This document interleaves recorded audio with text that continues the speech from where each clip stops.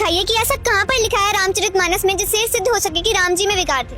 देखिए, हमारे गुरुदेव संत रामपाल जी महाराज जी ने स्पष्ट बताया है, सभी शास्त्रों को ज्ञान दिया, उसी के अनुसार हम आपको शास्त्रों से प्रमाणित करते हैं कि श्री राम जी विकारी थे, निर्विकार परमात्मा नहीं थे। निर्विकार परमात्मा कोई और है।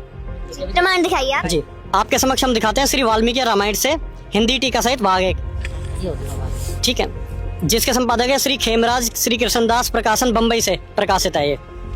इसी के आप आएंगे अरण्य कांड में, ठीक है जी, सर्ग 47।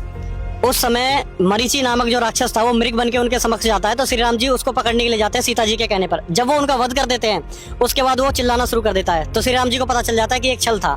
वहां से वो वापस अपने घर की ओर होते हैं, लेकिन उससे पहले वो एक और मृग को मारकर उसका मांस लेकर अपने घर की ओर चलते हैं, जहाँ पर सीता जी और लक्ष्मण जी उनका इंतजार करते हैं। इसी में अगर आप आगे आएंगे इसी सर्ग में, तो वहाँ पे क्या होता है कि रावण उस समय रूप बदल के जा चुका होता है उनके पास एक ब्राह्मण का। तो रावण को वो खुद आमंत्रित करती हैं कि आप यहाँ रुके शाम तक, क्योंकि मेरे पतिदेव वन में गए हुए हैं, आप कुछ देर विश्राम करें, मेरे स्वामी जो है वो नाना प्रकार के पशुओं का वध करके लेके आएंगे, तब हम आपका आदर सत्कार करेंगे। आप स्वयं पढ़ सकते हैं, हे द्विश्रेष्ठ, एक मुहूर्त भर विश्राम करो, अभी हमारे स्वामी बहुत सारे वनफूल, मूल, रूरू यानी कि हिरन, वराह, गोदा वध करके, स्पष्ट लिखा हुआ है, वध करके बहुत मांस द्रव्य ले यहाँ आते होंगे।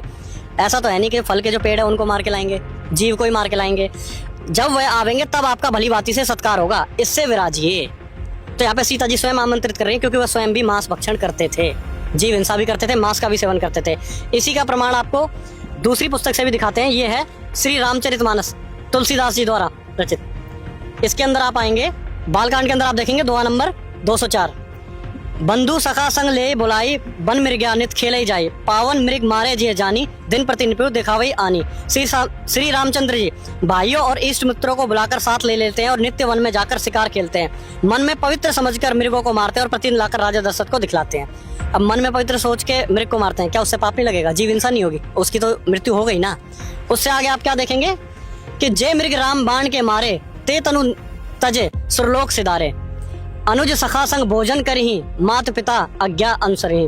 के अनुज सखा संग भोजन करही, के उन मृगों को मारते हैं, उन मृगों को मारते हैं और फिर उसका मांस भोजन के रूप में खाते हैं। या आप हिंदी में भी पढ़ सकते हैं, जो मृग श्री राम जी के बाण से मारे जाते थे वे शरीर छोड़कर देवलोक चले जाते थे। श्री रामचंद्र जी अपने छोटे भाइयों और सखाओं के साथ भोजन करते थे उनका, और माता पिता की आज्ञा का पालन करते हैं। तो ये कौन सी मर्यादा हो गई?